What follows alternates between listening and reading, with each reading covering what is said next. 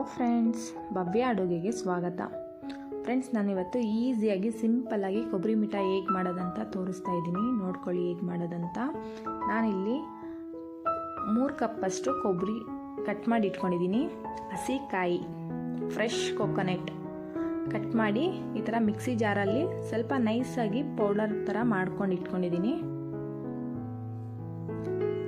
ಈಗ ಒಂದು ಬಾಣಲಿಯಲ್ಲಿ ಹಾಕ್ಕೊಳ್ತಾ ಇದ್ದೀನಿ.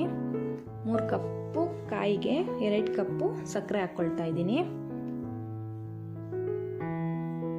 ಅರ್ಧ ಕಪ್ಪಷ್ಟು ಹಾಲು ಹಾಕ್ಕೊಳ್ತಾ ಇದ್ದೀನಿ. ಹಾಕ್ಕೊಂಡು ಸಕ್ಕರೆ ಕರಗೋ ಗಂಟ ಚೆನ್ನಾಗಿ ಮಿಕ್ಸ್ ಮಾಡ್ಕೊಳ್ಳೋಣ. ಫ್ರೆಂಡ್ಸ್, ನಿಮಗೆ ಕೊಬ್ಬರಿ ಮಿಠಾಯಿ ವೈಟ್ ಕಲರ್ ಬೇಕು ಅಂದರೆ ಮೇಲಿಂದು ತೆಂಗಿನಕಾಯಿ ಒಳಗಡೆ ಕಪ್ಪಿರುತ್ತಲ್ಲ ಅದೆಲ್ಲ ತೆಕ್ಕೊಂಬಿಡಿ, ಮೇಲೆ ಸಿಪ್ಪೆ. ಅದಾದಮೇಲೆ ನಿಮಗೆ ವೈಟ್ ಕಲರ್ ಬರುತ್ತೆ. ಈಗ ನಾನು ಹಾಲು ಪೌಡ್ರು 2 ಸ್ಪೂನ್ ಹಾಕ್ಕೊಂಡಿದ್ದೀನಿ. ನಿಮಗೆ ಬೇಕಾದರೆ ಫ್ರೆಶ್ ಕ್ರೀಮ್ ಕೂಡ ಯೂಸ್ ಮಾಡ್ಕೊಳ್ಳಿ.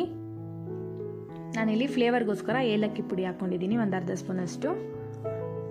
ಈಗ ತಳ ಬಿಡೋ ಗಂಟ ಚೆನ್ನಾಗಿ ಕೈ ಆಡಿಸ್ಕೊಳ್ಳೋಣ. ತಳ ಅಂಟಬಾರ್ದು. ನಾವು ತುಪ್ಪ ಆಗಲಿ ಅಥವಾ ಎಣ್ಣೆ ಆಗಲಿ ಏನೂ ಯೂಸ್ ಮಾಡೋಷ್ಟಿಲ್ಲ. ಕಾಯಿಯಲ್ಲೇ ಎಣ್ಣೆ ಅಂಶ ಇರೋದ್ರಿಂದ ಅದೇ ತಳ ಬಿಡುತ್ತೆ.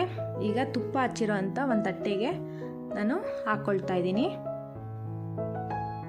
ಈಗ ಇದನ್ನೆಲ್ಲ ತಟ್ಟೆ ಎಲ್ಲ ಸ್ಪ್ರೆಡ್ ಮಾಡಿಕೊಂಡು ಒಂದು ಲೆವೆಲ್ ಮಾಡಿಕೊಂಡು ಸ್ವಲ್ಪ ತಣ್ಣಗಾಗಕ್ಕೆ ಬಿಡೋಣ.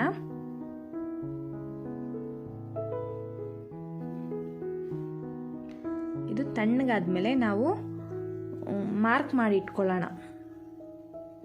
ಗಟ್ಟಿ ಆದಮೇಲೆ ಮಾರ್ಕ್ ಮಾಡೋಕ್ಕೆ ಕಷ್ಟ ಆಗುತ್ತೆ. ಸ್ವಲ್ಪ ತಣ್ಣಗಾದ್ಮೇಲೆ ಮಾರ್ಕ್ ಮಾಡ್ಕೊಳ್ಳೋಣ.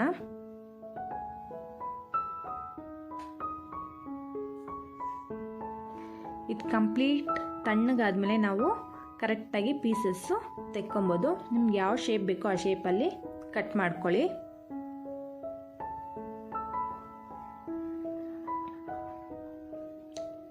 ಈ ಥರ ಮಾರ್ಕ್ ಮಾಡಿ ಇಟ್ಕೊಂಡ್ಬಿಟ್ರೆ ಫುಲ್ಲು ತಣ್ಣಗಾದ್ಮೇಲೆ ಚೆನ್ನಾಗಿ ಪೀಸಸ್ ಆಗಿ ಬರುತ್ತೆ.